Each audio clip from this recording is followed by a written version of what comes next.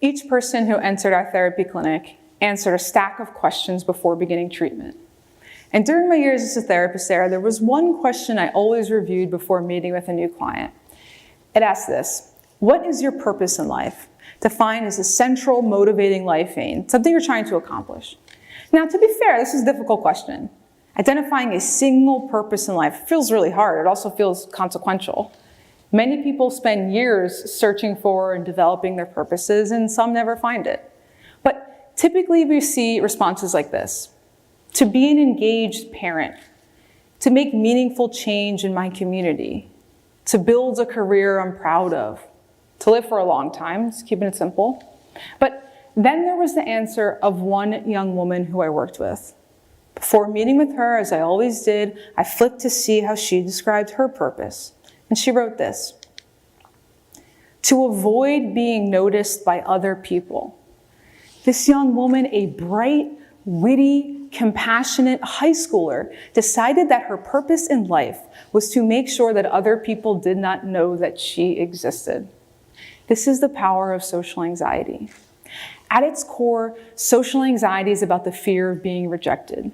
When we feel socially anxious, we become hyper-focused on how we are appearing to others. We scan the room, looking for signs of threat and disapproval, signs we might have slipped up and are at risk for rejection. And then we seek comfort in signs of approval, smiles, head nods, laughs, and so on. And while social anxiety can be exhausting, it exists for a reason. Social anxiety tries to protect us from rejection, and it does that by tuning us into the nuances and norms and dynamics of a social group so we can match our behavior to fit in with them and ultimately avoid being rejected. Now, this is a good thing because humans are social. We exist in social groups. We rely on each other whether or not we like that, but also more simply because rejection is painful. Take a moment to think about your own rejection experiences, however cringeworthy, we all have them. Maybe you were ghosted after a first date. Been there? Maybe you were rejected from your dream job. Maybe you were ousted from a friend group. Rejection's unpleasant, and social anxiety tries to protect us from it. But social anxiety becomes problematic when it begins to interfere with the life you want to live. And this happens when your fear of rejection becomes intertwined with your view of yourself. When you believe you will be rejected because you think you have some inherent flaw, deficiency, or failing of character.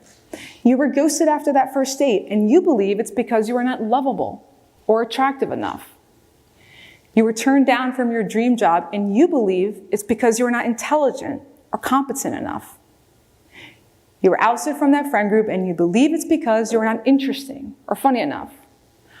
Our fear of rejection is really a fear of being less than we want to be, less than we think we should be, or less than we believe society wants us to be. And over time, this belief system can develop into social anxiety disorder.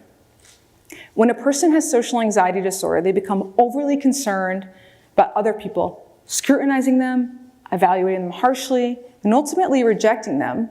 So much so that they begin to construct their lives around avoiding rejection. Because if you can avoid being noticed by other people, then those people have fewer data points on which to reject you. Now, social anxiety disorder is one of the most common mental illnesses in the world. In the United States alone, more than 12% of Americans at some point in their lives will have diagnosable social anxiety disorder. That's roughly 40 million people. Now, worldwide, the estimates are lower. They're 4%, which in and of itself is interesting. But based on current population estimates, 4% of the world's roughly 300 million people that will potentially have social anxiety disorder at some point in their lifetime. And despite how prevalent it is, it's widely misunderstood, widely misdiagnosed, and often missed entirely. This is because several myths about social anxiety pervade our culture. The first myth is that people with social anxiety are happier alone. The stereotype of someone with social anxiety is a recluse who'd rather be hiding away alone in their bedroom than out interacting with the world. And this is simply not true. In research conducted in my lab, we find that people with social anxiety disorder desire strong, healthy, intimate relationships to the same degree as those without mental illness. And they do socialize, they are not robotic aliens. And when they socialize, they often enjoy doing so. In fact, when we ask people with social anxiety how happy they are, they report feeling happier when they are with other people than when they're alone. This is because not all social interactions are stressful. Maybe someone feels socially anxious with friends, but not their romantic partner. Or they feel anxious with strangers and acquaintances, but not people like their neighbors or coworkers. So even though some interactions are stressful, people with social anxiety are not devoid of the basic desire for human connection. They just have trouble obtaining it in certain situations with certain people. Okay, so maybe then people with social anxiety do socialize, and when they do, they enjoy it, but it's with a small, tight-knit group of people. And really, social anxiety is about avoiding the spotlight. And this is the second myth. Social anxiety is not necessarily about a fear of public performance. While this is true of some people, other people with social anxiety find performing in front of others less anxiety-provoking than smaller, more intimate conversations, like where they have to carry a conversation one-on-one. Many people with social anxiety excel in careers that are intertwined with social evaluation and social performance. Modeling, acting, sports. In May of 2021, Naomi Osaka declined to participate in press conferences of the French Open. She courageously and preemptively shared that they exacerbated her social anxiety. Shortly thereafter, she received a wave of public backlash and scrutiny. She goes on to play her first match, of course wins, and then she withdraws from the French Open. Many people were perplexed about how someone could have social anxiety and also be the #1 ranked tennis player in the world, lead a fashion campaign with Nike, good choice, and on the cover of Sports Illustrated in a swimsuit. In an interview the year prior in discussing her social anxiety, Osaka explained, "On the court is completely different. I love playing at Arthur Ashe because it's the biggest stadium and you feel the rumble of the crowd. You kind of feel like a gladiator because it's super big, quote, and there are so many people watching your match. But off the court, if I was ever thrown into a situation where I had to speak in front of 100 people, I feel like I would start shaking." There is no one-size-fits-all profile of social anxiety. Just like people who are depressed have different collections of symptoms at different times for different reasons, social anxiety looks different in different people.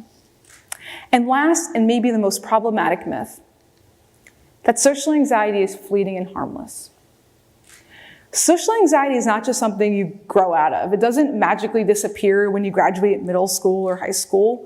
Without intervention, many people struggle with social anxiety for years, for decades. And social anxiety can influence every aspect of a person's life. It can influence the hobbies they choose, maybe opting for solo activities like reading, writing, rather than things like team sports. It can influence the careers people pursue, maybe opting for careers with more individual, like computer time, versus things like sales or customer service. And social anxiety can influence people's everyday lives.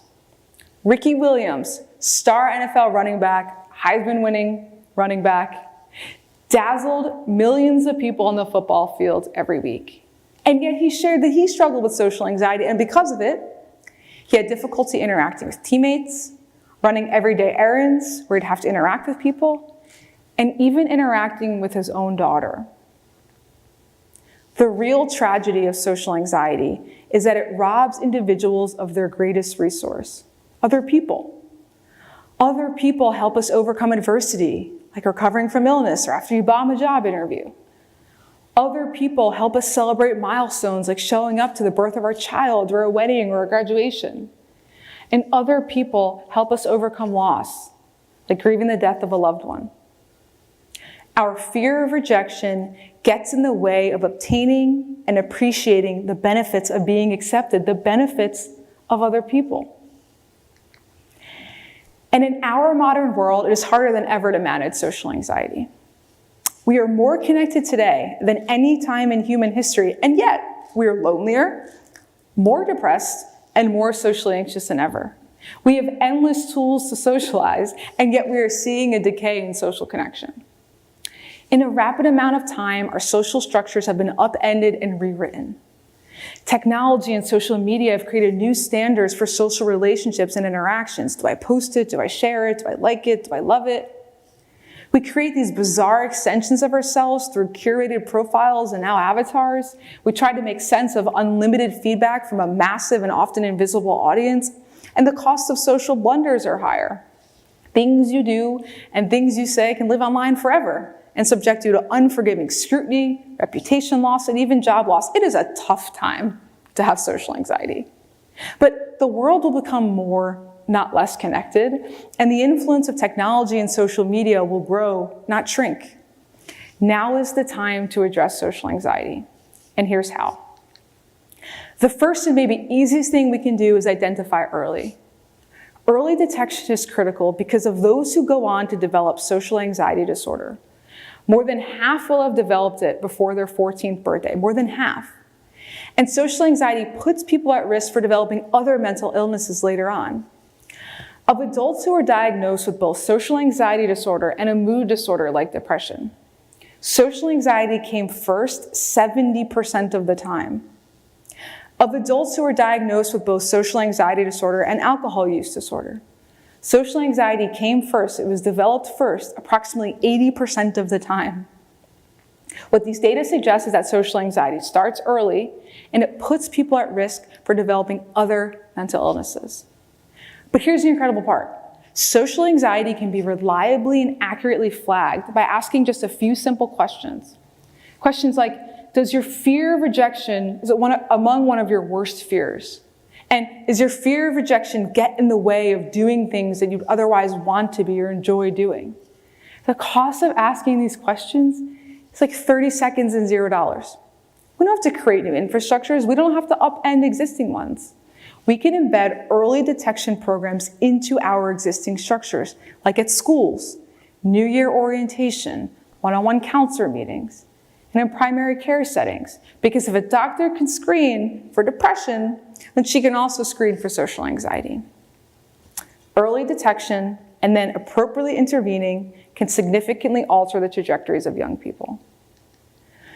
The second thing we can do is harness our platforms. One of the benefits of living in this hyper-connected world is that a single person can have a ton of power. They can use their platforms to create meaningful and lasting social change. I mentioned Ricky Williams and Osaka, who have used their platforms to share about their social anxiety. And just from these two people, we've seen the ripple effect. In response to Osaka's announcement, Viola Davis, Oscar, Emmy, Tony award-winning actress, shared that she struggles with social anxiety. A woman whose job it is as an actress to embody and express the complexities of people in very vulnerable and very public ways. But frankly, these celebrities are not the poster children for social anxiety. They are just 3 of the millions who suffer who are brave enough to talk about it. And we can do the same with our platforms, however big or small. In our schools, in our workplaces, in our communities, and in our homes. Because regular, candid, and forthcoming conversations about mental illness ultimately reduce stigma, correct harmful myths, and get people the help that they need.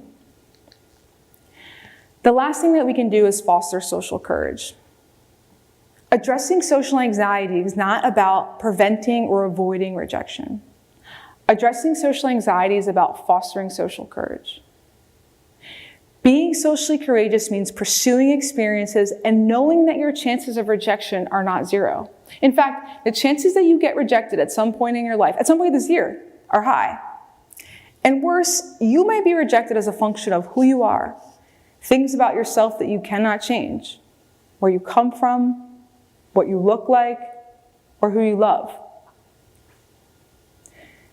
Being socially courageous means pursuing experiences because they are important to you, and knowing that the successes of those pursuits are not contingent on your worth as a human being.